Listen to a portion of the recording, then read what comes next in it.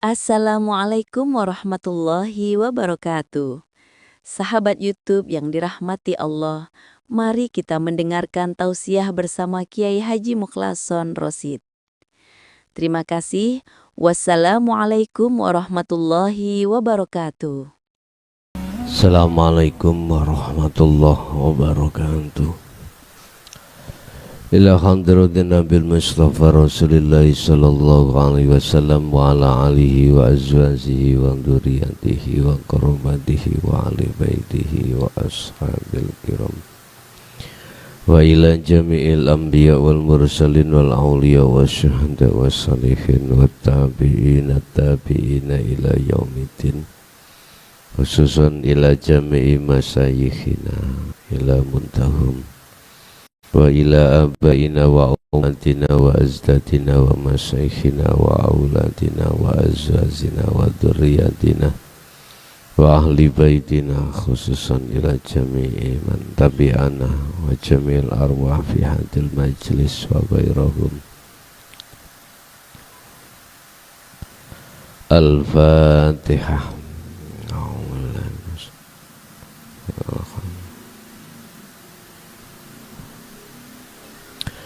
Bismillahirrahmanirrahim. Alhamdulillahirabbil alamin wa bihi nasta'inu ala umurid dunya waddin. Asyhadu an la ilaha illallah wa asyhadu anna Muhammadan abduhu wa rasuluh. Allahumma shalli wa sallim wa barik alaihi wa ala alihi wa ashabihi ajmain, amma ba'du. An Abi Muhammadil Hasan bin Ali bin Abi Thalib. Hadis dari Abi Muhammad Al-Hasan Ibni Ali kang dadi anak lanange Ali bin Abi Thalib, sibti Rasulillahi kang dadi putune Kanjeng Nabi, wa raikhanatihi lan kekasih utawa kekasih Kanjeng Nabi radhiyallahu anhu maqal. Hafidtu ngapalke sapa ingsun, ngapalno bin Rasulillahi saking hadis-hadis Rasulillah, saking Kanjeng Nabi. Ngapalno apa? Dak tinggalno sira ma ing apa yari buka kang dadekake mamang apa maka ing sira, ilam mamaring opo la yari buka kang ora ndadekno mamang opo maka ing sira. Janganlah kau melakukan sesuatu yang sesuatu itu hatimu isih mamang, masih mamang. Tinggalkanlah perkara yang menurut hatimu itu mamang,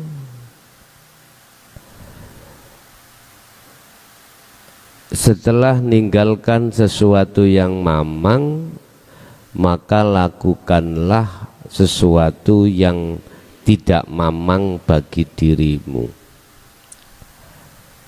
Maksudnya apa di situ? Di dalam kehidupan kita sehari-hari, Bapak Ibu, perkara perbuatan apapun yang akan kita lakukan,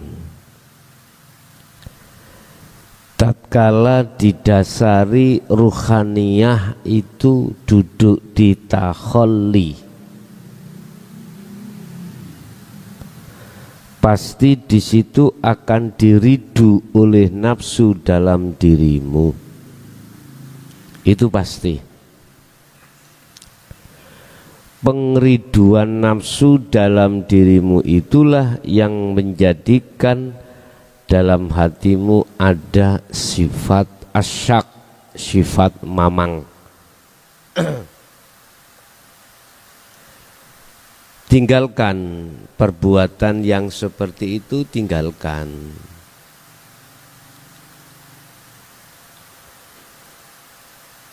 Artinya perbuatan-perbuatan yang menurut hatimu itu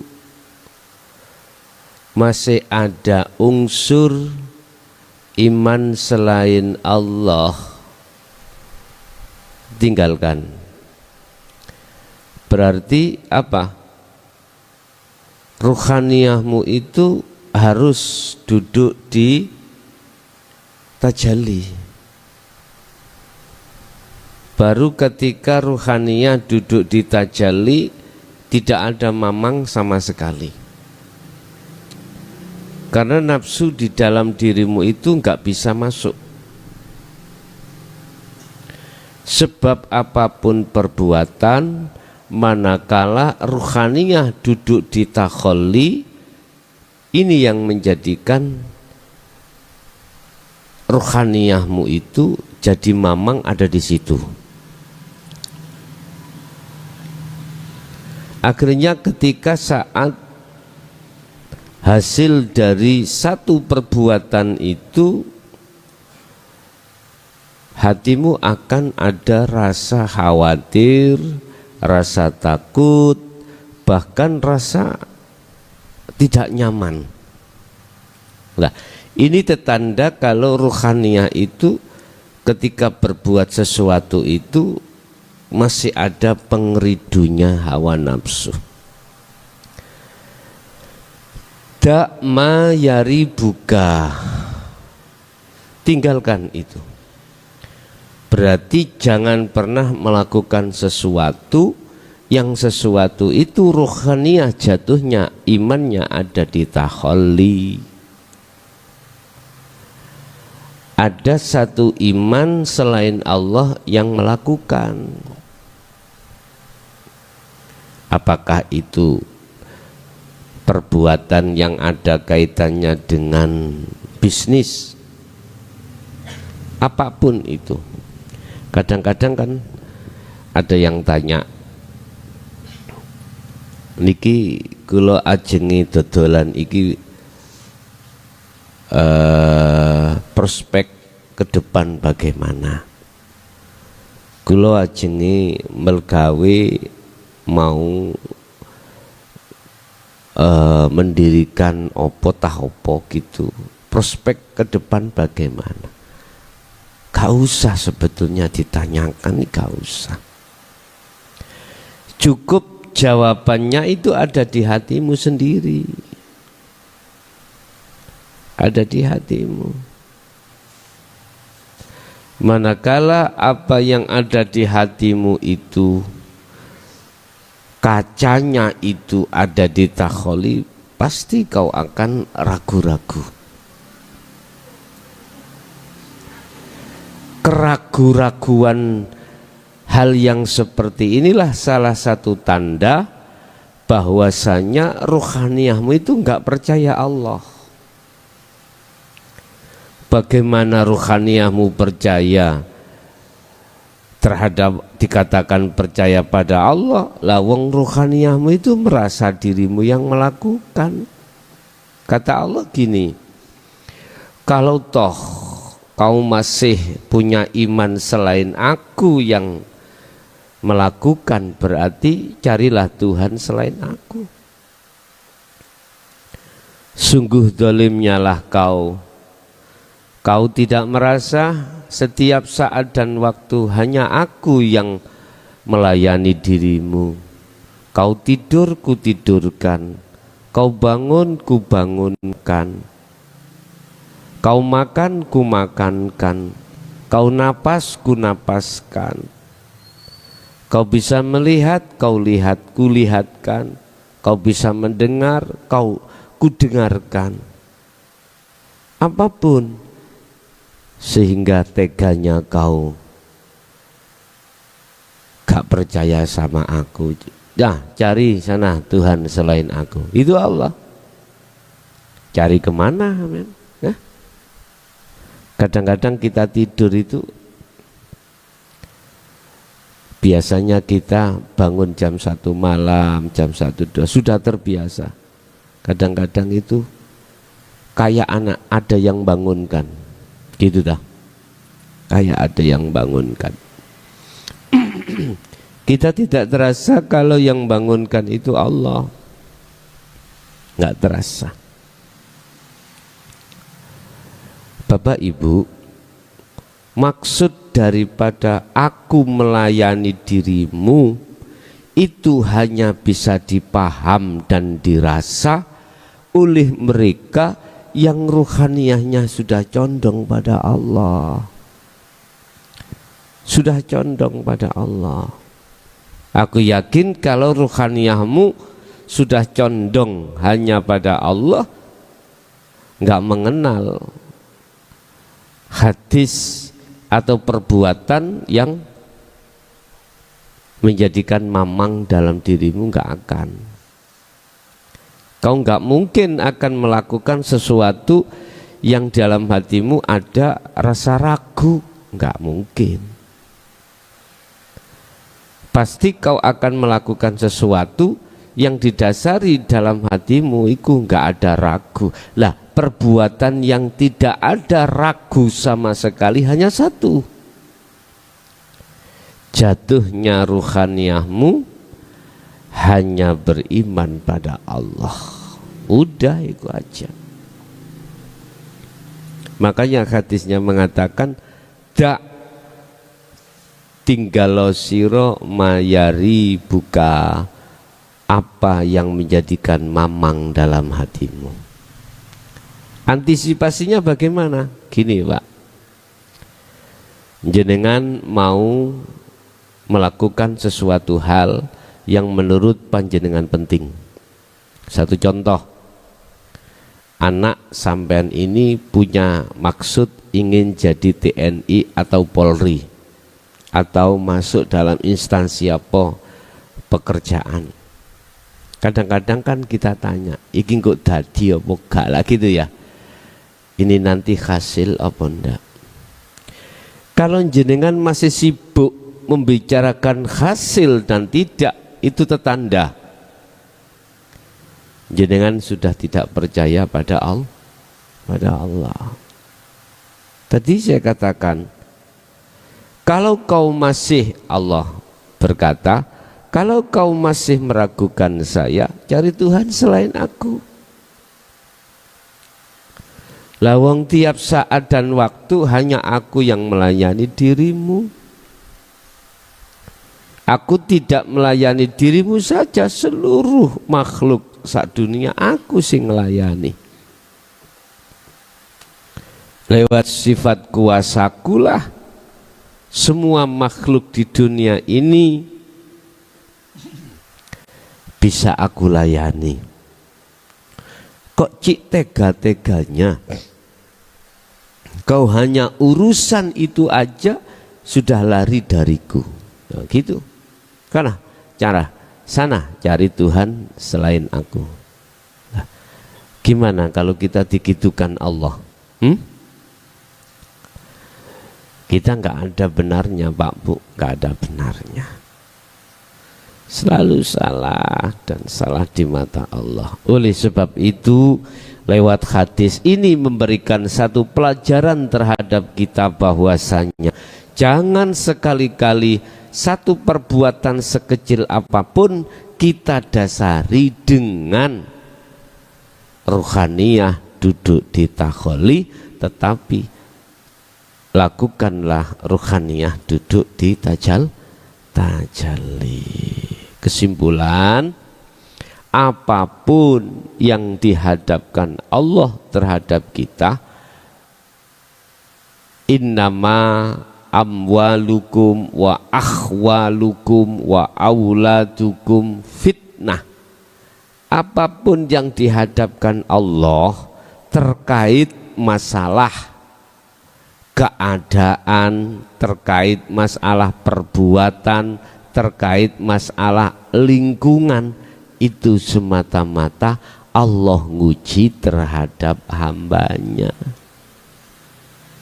Yang isinya ujian, liyabluwakum ayyukum ahsanu amala, supaya apa perbuatan apapun, af'al apapun, keadaan, semata-mata menjadikan rohaniyahmu sadar bahwasanya tidak ada Tuhan kecuali Dia yang melakukan. Terus akhirnya bagaimana? Kesimpulan akhir tergantung Anda masing-masing. Saya ulangi, innama ahwalukum apa? Innama auladukum wa akhwalukum wa amwalukum fitnah. Semua apa yang dihadapkan Allah, baik itu sikon, kondisi apapun, Pak, kondisi cocok dengan hati miturut manusia atau tidak, atau anak, ataupun istri, suami, ataupun af'al, keadaan, pekerjaan, itu semata-mata Allah hadirkan fitnah sebagai ujian. Yang semata-mata maksud Allah liyabluwakum ayyukum ahsanu amalah, semata-mata itu untuk menguji terhadap dirimu, betulkah di situ akan menjadikan satu perbuatan dalam hatimu terhadap Allah duduk di tajalli atau tidak. Semua kesimpulan itu terhadap Anda masing-masing. Liyabluwakum ayyukum ahsanu amalah, semata-mata kau supaya melihat sesungguhnya hanya Dialah sebagai yang berperan satu-satunya. Ini kalau tidak didasari dengan tauhid dinul haq, nggak mungkin jenengan bisa masuk di ranah tajalli. Oke, itu Bapak Ibu apa isi materi dalam hadis yang ke-11 ini ya. Selanjutnya kita berikan waktu yang sangat banyak terhadap penanya, baik yang ada di majelis maupun yang ada di jalur telepon 0821295309. Oke, yang ada di majelis kami persilakan. Assalamualaikum Gus. Waalaikumsalam. Iya, mau tanya, apakah siksa kubur itu yang disiksa jasadnya atau ruhnya? Tolong perjelas secara syariat dan secara hakikat. Makasih. Nggih. Dalam satu keterangan yang disampaikan dalam satu keimanan di jalur syariat, bahwasanya yang disiksa tidak hanya jasmaninya saja tapi ruhani. Di situ diterangkan ketika saat para penziarah meninggalkan satu langkah dari makom tersebut, maka malaikat mungkar nakir itu datang. Sebelum datang, Allah mengembalikan ruh itu terhadap jasad.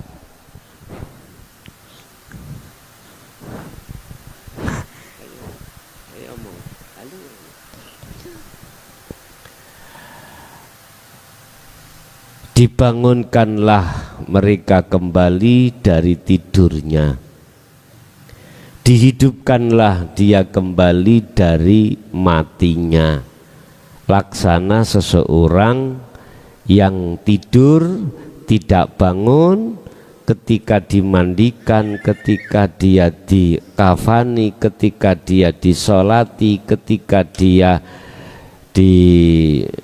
dikuburkan, dia seakan-akan laksana seorang yang bermimpi. Ketika sudah para penziarah itu meninggalkan satu langkah dari kuburnya, maka dia dibangunkan Allah. Ketika dia bangun melihat kiri kanan tidak ada siapa-siapa, terkejutlah dia melihat kondisi sekitarnya seperti itu, dan dia berkata, tolong, bukalah semua pintu yang ada di kiri kanan saya, terasa gelap. Iku katanya, lah ngoten nggih, katanya tuh, katanya. Semua yang bercerita semua katanya, iya dan tidaknya kan kita nggak pernah membuktikan, ya gitu.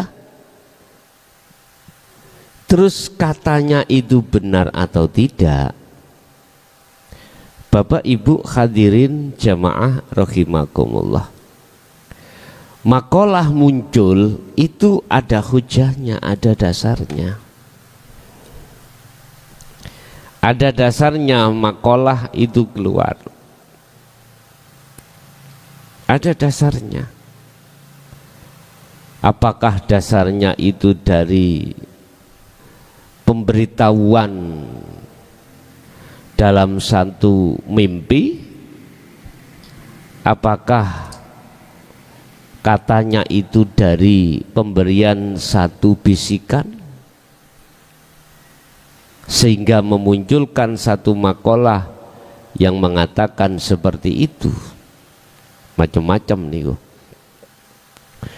Ini kalau kita sikapi dari sisi syariat memang seperti itu. Apa? Minta mana? Ini.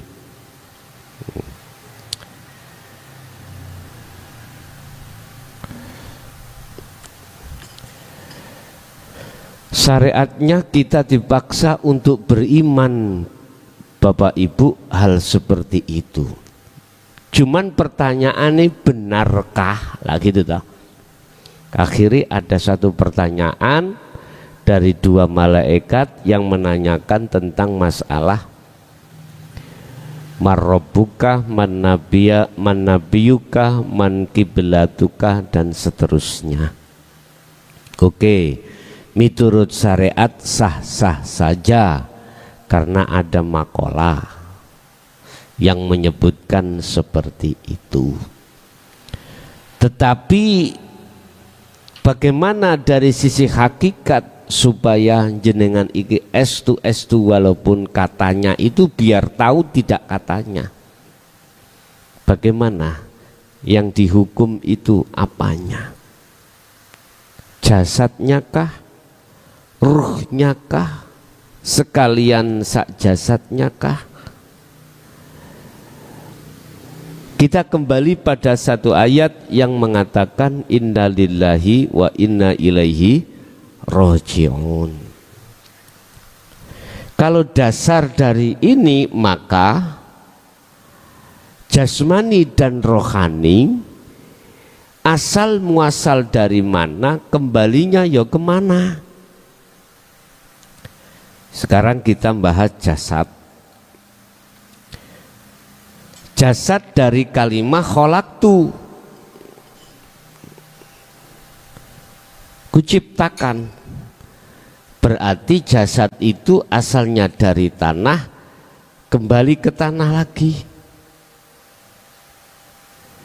Sehingga jangan heran seseorang meninggal entah iku 10 tahun, di situ sudah tidak ada batangnya, jadi santapan cacing tanah, mungkin tinggal tulang belulang aja,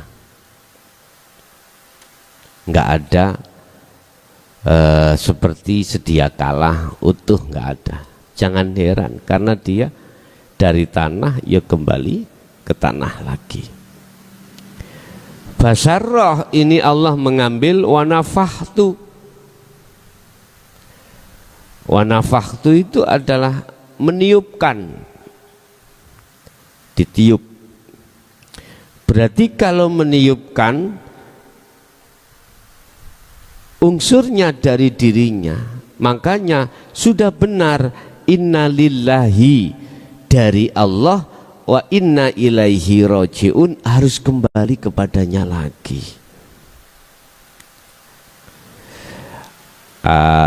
Mungkin lebih paham saya jelaskan secara logika. Proses daripada air hujan itu bagaimana toh Pak Bu? Mungkin yang mengerti tentang ilmu fisika, ilmu apa itu, saya nggak pernah sekolah, nggak pernah masuk SD. Jadi bahasa-bahasa seperti itu kami tidak paham. Cuman pertanyaan saya, air hujan itu asal muasal itu dari mana? Kita lihat ke atas itu berupa mendung. Apa mendung itu? Awan. Kok bisa jadi air itu piye? Bagaimana? Sebelum jadi mendung itu dia asal muasal dari mana? Kalau salah tolong ini diluruskan ya, karena memang saya nggak pernah sekolah SD ya. Ternyata menurut ilmu fisika tadi, ilmu fisika atau biyen itu ngarani ilmu apa itu, ilmu alam ya, itu air laut atau air yang ada di bumi itu kena sinar matahari, menguaplah dia, dan uapnya itu naik ke atas, namanya uap, itu larinya ke atas, berkumpullah di atas menjadi awan.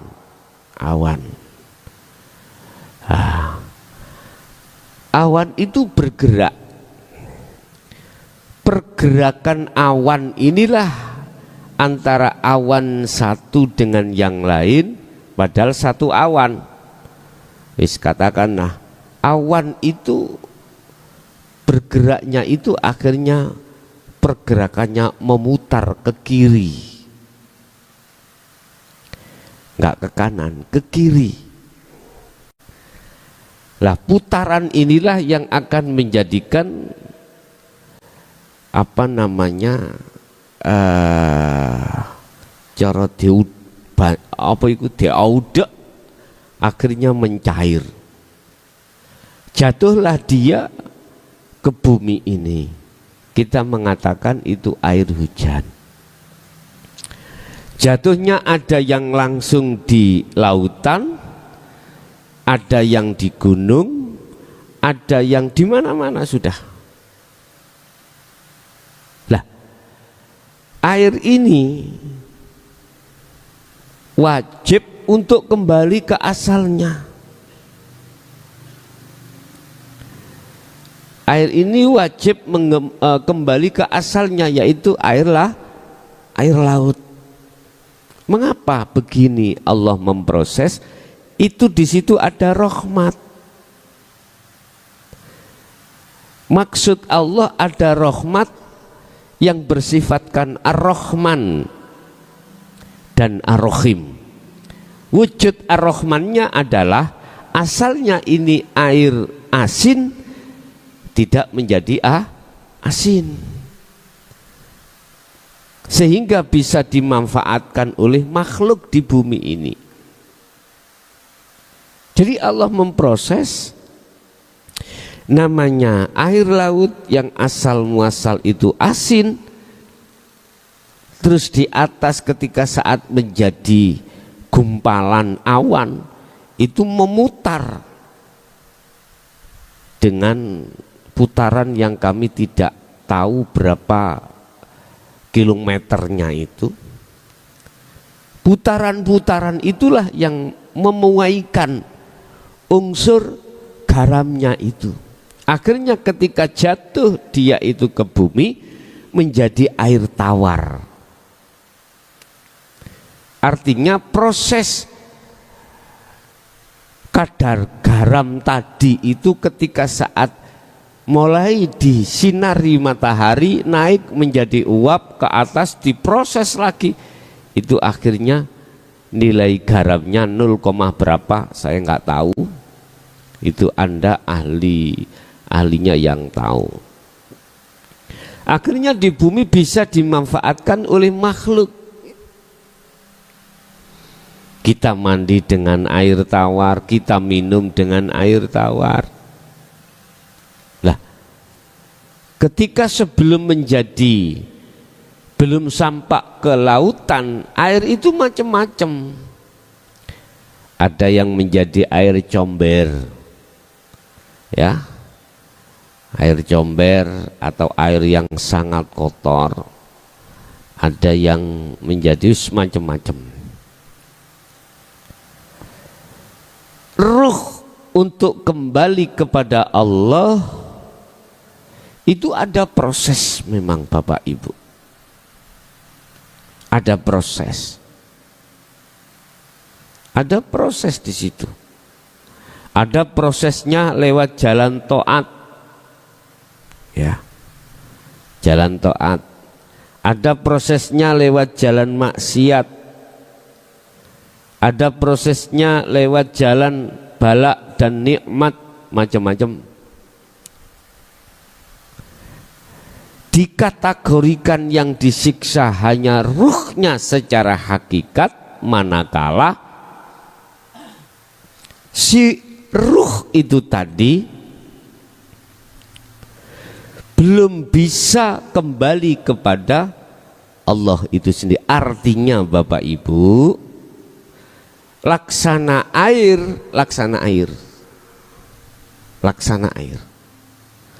Ketika kembali kepada Allah itu ada yang langsung, ada yang tidak langsung.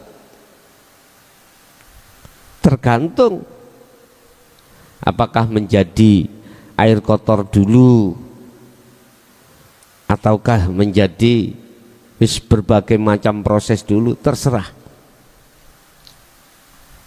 Sama dengan ruh itu.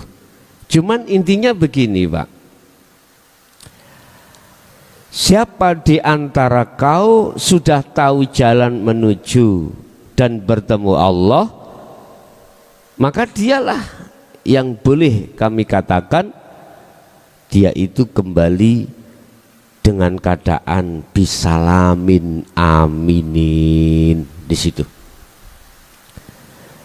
bahasa Allah telah meletakkan terhadap si ruh itu, matanya ruh itu sudah tidak buta lagi. Matanya si ruh itu sudah tidak buta lagi. Sehingga dengan dasar mangkana fi hadhihi a'ma fahuwa fil akhirati a'ma wa adallus sabila. Tetapi kebalikannya, ketika saat Allah memberikan mata hati terhadap si hamba itu, dia masih dalam keadaan buta, maka disitulah yang kami maksud sebagai ruh yang masih terkendala untuk kembali pada Allah. Laksana air itu tidak bisa langsung untuk bisa sampai pada Allah, masih muter-muter menjadi apa, macam-macam.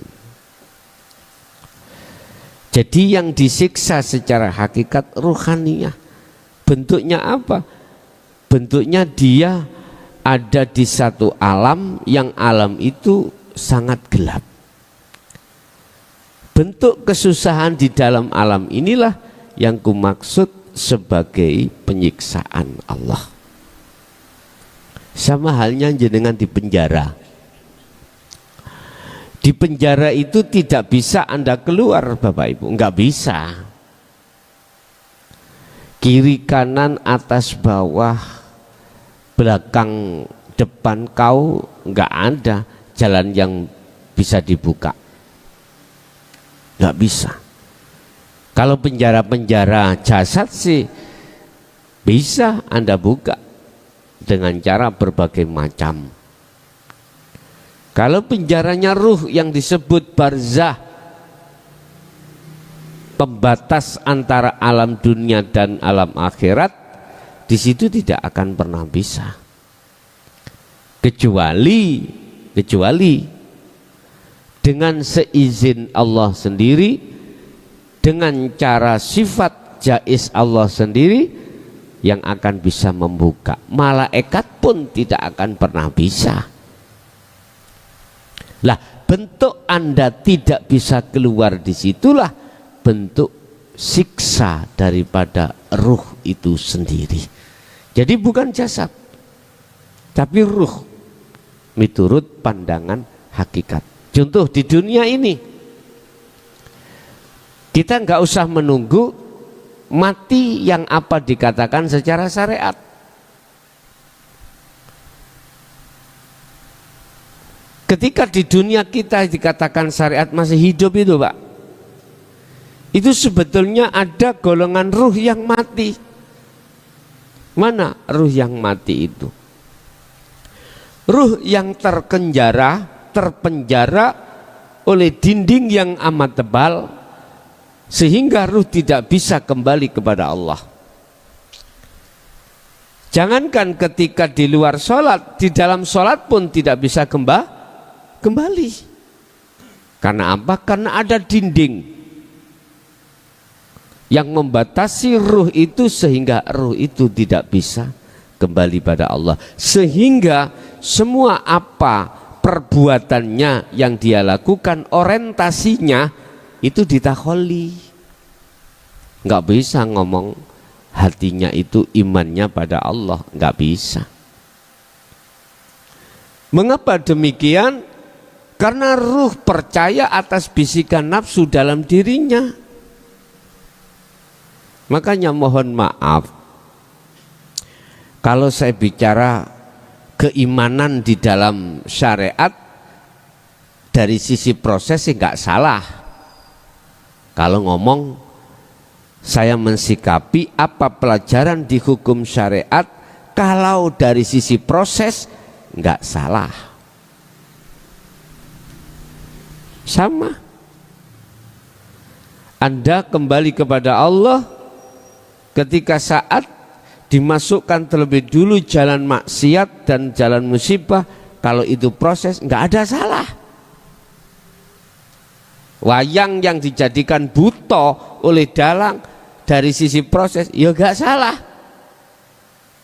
Toh akhirnya semuanya akan masuk di dalam satu kotak.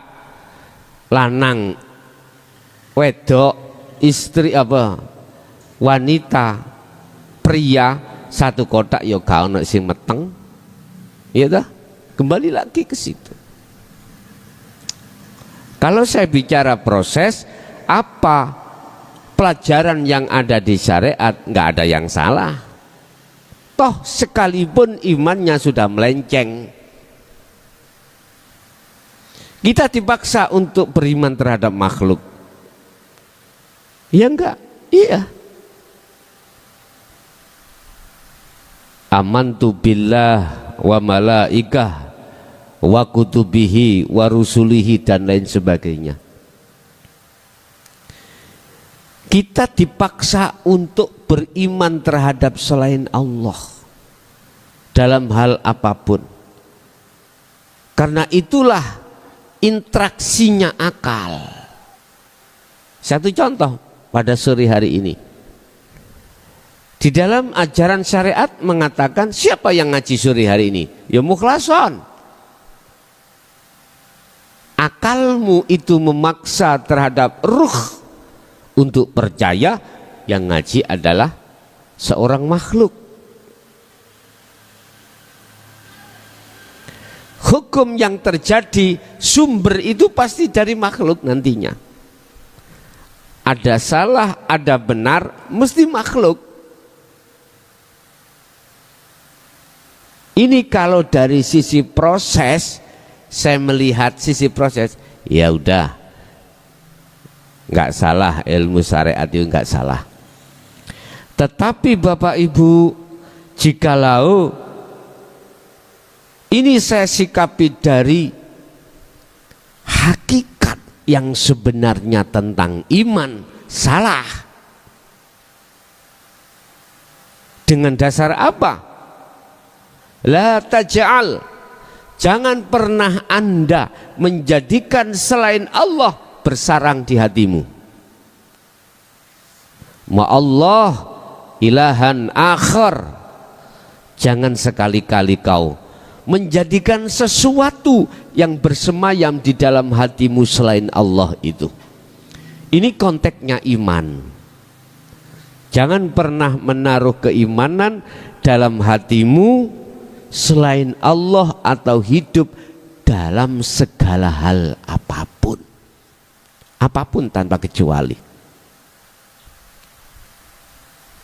Siapa yang menjadikan lidahmu itu manis, madu? Nggak boleh gitu itu. Yang menjadikan lidahmu terasa asin apa? Garam, nggak boleh. Kalau disikapi hakikat loh ya. Sehingga syariat mengajarkan ngomong madu. Kalau itu proses, saya maklumi. Masa sih proses sampai tuwek? Hah? Proses mestinya ya bentar aja lah. Proses sampai tuwek, sampai umur 80 sik proses. Jadi ada taman kanak-kanak, ada taman kawa. Nah, iki masa imanmu itu masih tetap saja sesuai dengan yang didengungkan di dalam hukum syariat. Jangan. Kita sudah tua, Pak. Kita sudah mau mati. Kita sudah bau tanah. Bagaimana kita bisa kembali kepada Allah? Ruhaniyah kita, lawang ruhaniyah kita terpenjara dengan iman-iman selain Allah. Ini fakta dan kenyataan memang seperti ini. Baik di dalam agama satu dan agama yang lain pasti mengajarkan tentang iman selain daripada hidup pada Tuhan. Itu pasti. Itulah sebenarnya ruhaniyah kita itu ada di alam barzah, ada di satu penjara. Apapun yang terjadi, natijah atau akhirnya mesti jenengan antara kecewa dan tidak. Segala perbuatan apapun. Karena mukaddimah kita, awal kita, ruhaniyah duduk di takholi, tidak ada kejelasan antara ya dan tidak, akhirnya itulah yang disebut perbuatan yang mamang. Mamang. Inilah bentuk ruhaniyah kita di penjara. Kalau di dunia masih seperti ini, maka pindah alam pun juga begitu. Coba kita urai alam ya. Pertama, lukot goib, alam di mana ruhaniyah tidak mengenal apa-apa, hanya mengenal Allah, Sang Yang Tunggal. Dia nggak butuh ini, nggak butuh itu dan macam-macam.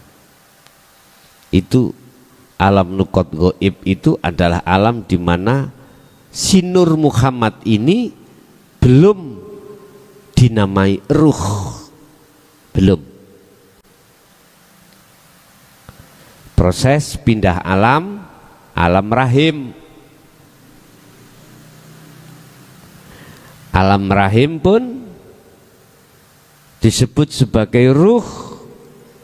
Itu enggak butuh apa yang ketika saat di dunia ini. Dan apa kelangsungan di alam rahim, Allah sudah jamin tanpa si jabang bayi itu minta-minta.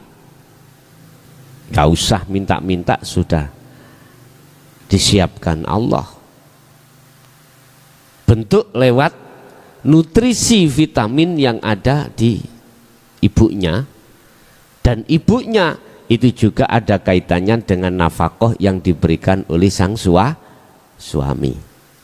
Oke. Setelah dipindah alam dunia ini, bagaimana? Berkecamuklah ruhaniyah itu, kepingin ini, macam-macam. Dah. Bentuk kepinginan ruhaniyah kita terhadap perkara apapun selain Allah itu bentuk bahwasanya kita telah membangun penjara sendiri. Saya ulangi, ruhaniyah berkeinginan terhadap perkara selain Allah itu bentuk secara langsung atau tidak langsung ruhaniyah telah membangun penjaranya sendiri. Oke. Setelah itu Allah memberikan petunjuk ilmu untuk merobohkan bangunan yang sudah kita bangun. Alasan inilah kebanyakan manusia tidak mau. Mengapa aku bangun kok tak rubuhkan? Nah gitu toh. Oleh karena dia ketidakfahaman dari sebuah ilmu itu dan didorong oleh bisikan nafsu, maka dia sampai kapanpun tidak akan pernah mau. Padahal di situ maksud merobohkan adalah konteks keimanan dari takholi untuk menuju tajalli. Akhirnya apa, Pak? Bangunan nggak pernah roboh, otomatis tambah kuat bangunan itu. Bukan bangunan tembok ini loh Pak ya. Paham ya maksud saya nggih?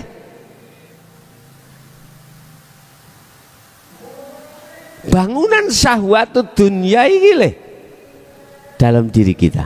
Oke. Taruh saja kita sudah mati.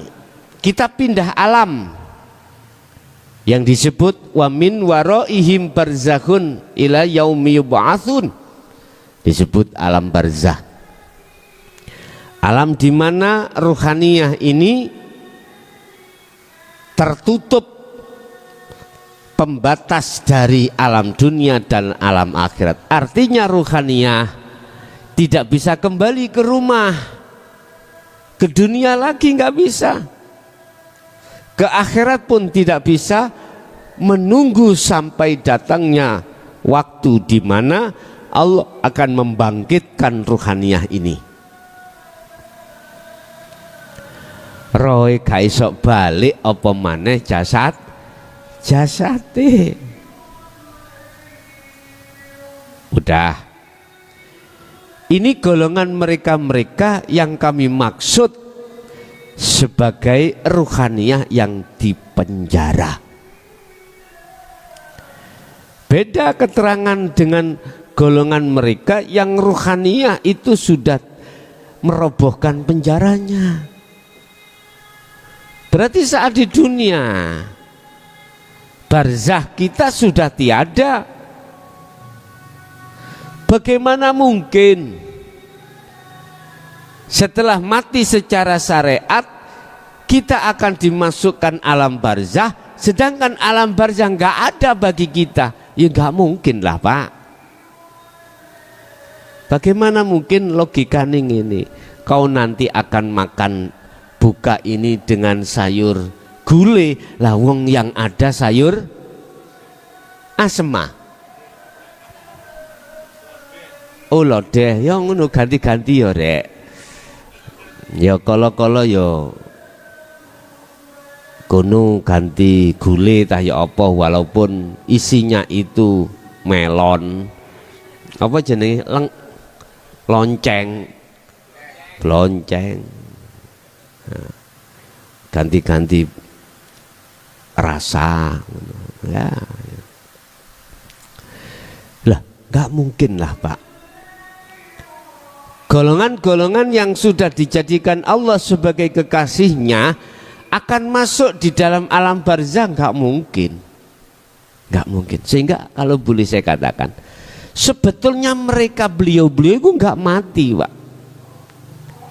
Kita mengatakan mati itu hanya jasad, ruhaniyah tidak.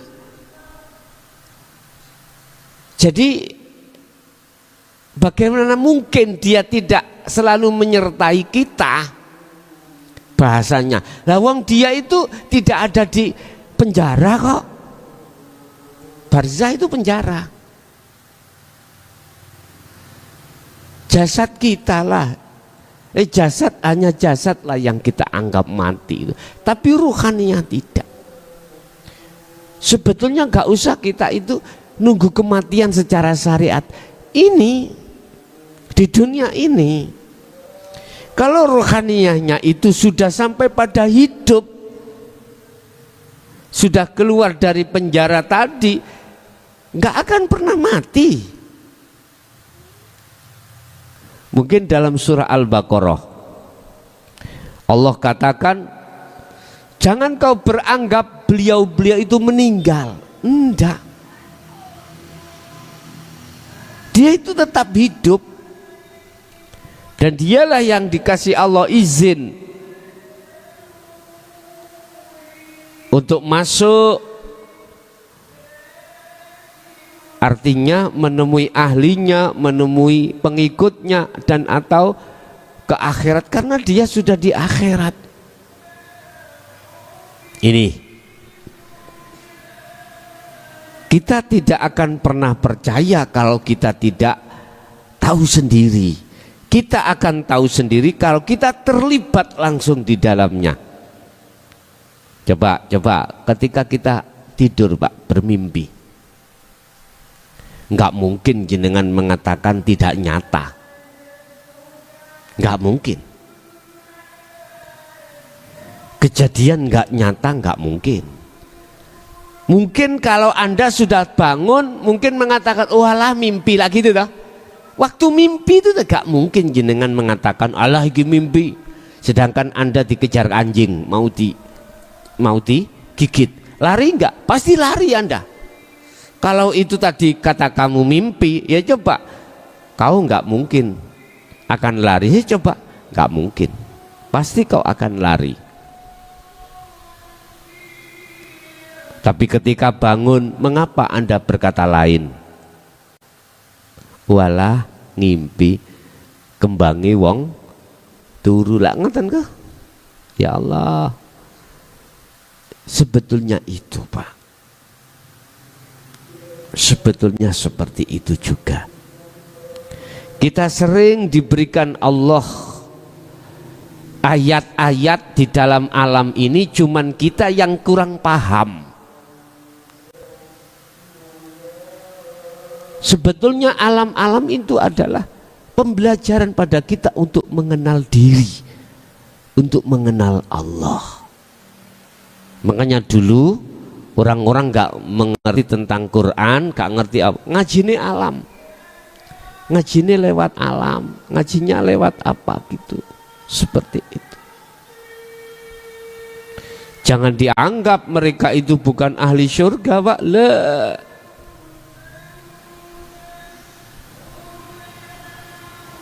Yang tercipta di dalam hatinya, yang terkandung karakter adalah budi luhur. Justru kitalah yang lagi mulai betul syariate, waduh, masyaallah. Padahal ruhaniyah kita masih dolim pada Allah. Udah, Bapak Ibu hadirin jamaah rahmatullah. Jadi yang disiksa secara hakikat adalah ruhani. Buktinya sekarang, oleh karena masih ada pembangunan barzah dalam diri kita, secara enggak langsung kita itu telah terpenjara, telah tersiksa di dalamnya. Buktinya kita kehilangan dengan apa yang kita kumpulkan, apa yang kita aku susah enggak? Susah. Susah. Kita yang merasa dihormati orang di tengah masyarakat itu hilang. Bagaimana rasanya? Sakitnya itu di sini, panasnya itu di hati, bukan di atas, di sini. Oke. Kita dipuja orang dikarenakan kita kaya, Pak. Kita tiap hari, tiap saat kerja keras mengumpulkan, akhirnya punya pabrik, punya ini. Udah dihanguskan Allah. Gimana rasanya hati? Panas, sakit, ketakutan, Pak, kita kehilangan itu. Aneh toh ya? Aneh. Kita kehilangan penjara itu aneh, takut, aneh. Padahal itu untuk membebaskan kita. Ayo diangen-angen. Ayo diangen-angen. Sebetulnya Allah menghilangkan apa yang kau sukai di dunia ini selain Allah, itu sebetulnya Allah sayang padamu. Tapi anehnya kita merasa ketakutan kehilangan. Udah, kamu tak bebaskan ya dari ini, supaya enggak menjadikan kendala dirimu untuk menuju bertemu aku. Tak hilangkan. Tes. Ketakutan kita. Aneh tahu ya? Laksana kita dalam penjara jasad ini ya, jasad ini digempur, penjaranya dibuka lawangi oleh sipir. Kita nggak mau, jangan sampean tutup baik terus. Aneh tak ya? Aneh. Kita dibebaskan kok malah tidak mau. Mengapa demikian? Karena alladzi waswisu fi sudurin nas, karena kau percaya dengan bisikan nafsu di dalam dirimu yang mengatakan bahwasanya selain Allah itu bisa mendatangkan manfaat, juga mendatangkan madorot atau bahaya. Ini persoalannya. Sementara kita tidak terasa, di balik itu semuanya ada sesuatu yang halus, yaitu Allah Subhanahu wa taala yang kita tidak tahu. Kalau ruhnya disiksa, aku tanya, jasadmu ikut sakit badan? Kalau ikut sakit berarti secara hakikat tidak hanya ruhnya yang disiksa, akan tapi juga jasadmu. Udah, coba orang yang ruhnya sudah kembali pada Allah, diajar Allah, dunyane dintekno, sakit enggak hati? Nek jenengan gak sakit, berarti ruhmu ikut tidak golongan orang yang disiksa. Lah jasadmu itu terasa disiksa Pak? Enggak. Intinya gini Pak, Bu, saiki ning dunya, di dunia Anda itu diuji Allah lewat kelangan bojo. Sakit enggak? Rohaniyahmu, hatimu. Nek hatimu sakit, iki pol lho, kelangan bojo iku pol lorone. Nek kelangan sakliyane bojo apa maneh donya brana iku paling rendah. Ujian Allah itu ada 3, Bu. Wa zuyyina linnasi hubbus syahawah. Pertama minan nisa, garwa. Kedua wal banin, anak. 3 konatiril dunya brana. Dunya brana iku paling cewili ujian. Jenengan mulai nikah sampai kate matek iku gak tau dadi wong sugih blas. Melarat ae. Serba kurang. Wis. Ujian sing nomor 2, yang nomor 2 adalah anak. Kehilanganlah kau anak dengan berbagai macam cara. Allah menghilangkan. Yang terakhir yang paling ekstrim, ujian yang paling berat di mata manusia, kehilangan garwa, kehilangan suami istri. Entah Allah caranya, Allah menghilangkan apa. Lah pertanyaannya gini, ketika Anda diuji kehilangan dunya brana, atimu loro apa gak? Susah apa gak? Kalau susah, pertanyaan berikutnya, jasadmu ikut ngreges apa ndak? Kalau ikut berarti disiksa kedua-duanya.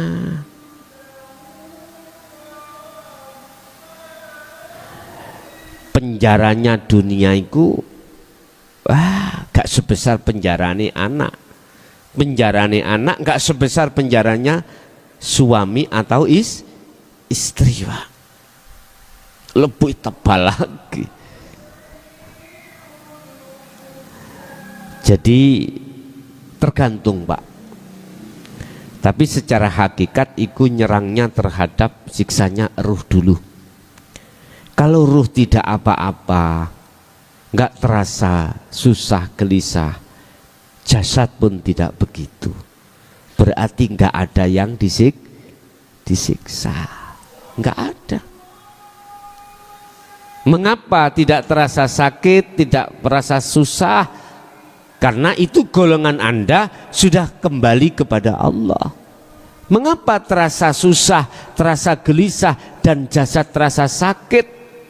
Maka itu tanda kalau rohaniyah belum bisa kembali pada Allah. Makanya benar apa yang dikatakan syariat, tidak hanya yang disiksa itu jasmani, tapi juga rohani. Berawal dari rohani yang disiksa, jasmani kita mikir akhirnya mangan gak enak, turu gak enak, metu penyakit. Wis hati jasad turu iku gak iso enak.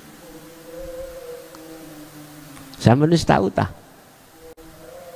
Diuji Allah terkait pol-polani ujian. Kalau sampean belum pernah diuji, mungkin iyo BE iyo. Nah gitu toh. Nah, sampean mau diuji Allah gitu. Nggak bisa kita menolak kalau toh itu datang. Tidak bisa kita akan minta ujian itu kalau itu tidak datangkan. Ya wis ikut aja harus. Sampai nek diuji iku, sampai kudu husnudon. Apa husnudonnya? Pasti akan diganti Allah lebih baik. Itu aja. Kalau kita ikut arus terus memang, Pak, kita akan terus berlarut-larut di dalam kondisi seperti itu, nggak baik. Justru kita akan merasa gelisah dan was-was. Tapi kalau kita husnudon, begitulah. Allah pasti punya maksud. Nggak mungkin Allah itu menetapkan sesuatu tidak ada maksud, nggak mungkin. Pasti itu. Udah itu Bapak Ibu, mungkin ada yang lain kami persilakan. Kok akeh jawabe waktune jawabe pertanyaan ya di Bang Haji. Monggo silakan. Assalamualaikum warahmatullahi wabarakatuh. Waalaikumsalam warahmatullahi wabarakatuh. Ini di luar tema Gus ya. Monggo. Hakikat Lailatul Qadar itu bagaimana? Dan mohon penjelasannya. Hakikat Lailatul Qadar itu bagaimana? Semua kejadian apapun, amaliyah apapun yang jenengan dasari ruhaniyah makrifat pada Allah, itulah Lailatul Qadar. Itu Lailatul Qadar. Waktu yang dimuliakan Allah. Mana yang dimuliakan?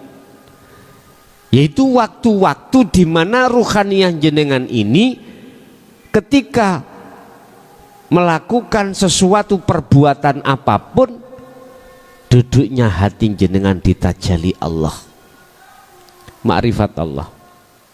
Ingat, ini ada kaitannya surat Qadar ini dengan surat Asr tentang waktu. Wal asri, demi waktu, innal insana lafi khusrin, sesungguhnya banyak manusia yang sangat merugi.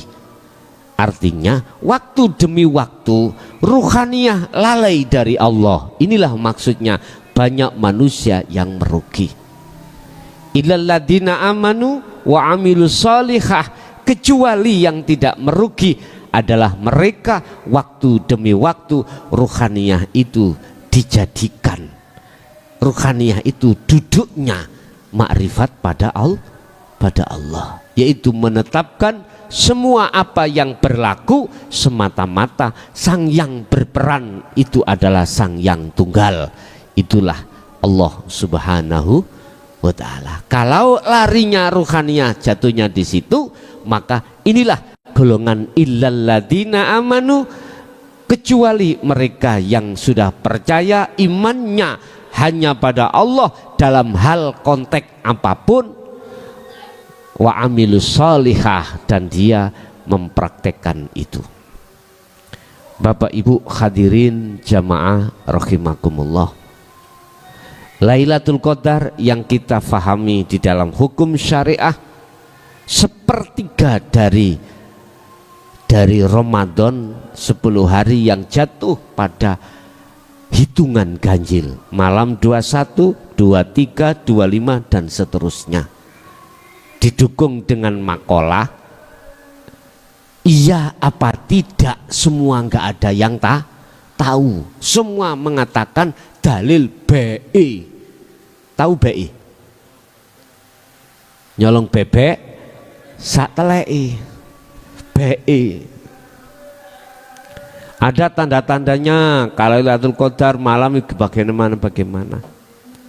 Intinya adalah ketenangan Pak Bu. Makanya disebut Lailatul Qadar malam yang dimuliakan. Mana yang dimuliakan Allah? Ya mereka-mereka yang memanfaatkan waktunya untuk bermakrifat pada Allah. Berarti secara hakikat gak usah menunggu bulan puasa Ramadan, enggak, tiap saat dan waktu Pak Bu. Itulah perilaku apapun al-a'mal biruhin, amal yang disertai dengan ruh. Apa ruhnya amal? Wujudu siril ikhlas fiha. Apa wujudnya rahasia ikhlas? Apa rahasia ikhlas? Makrifat Allah. Ini baru dikatakan amal itu orientasinya makrifat pada Allah. Nggih, ada lagi.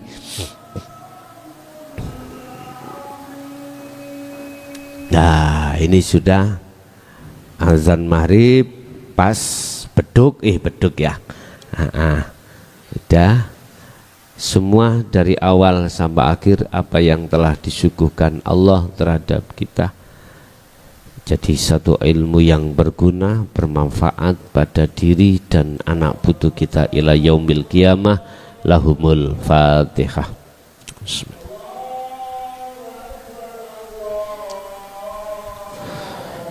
Kurang lebihnya mohon maaf. Akhirul kalam. Assalamualaikum warahmatullahi wabarakatuh.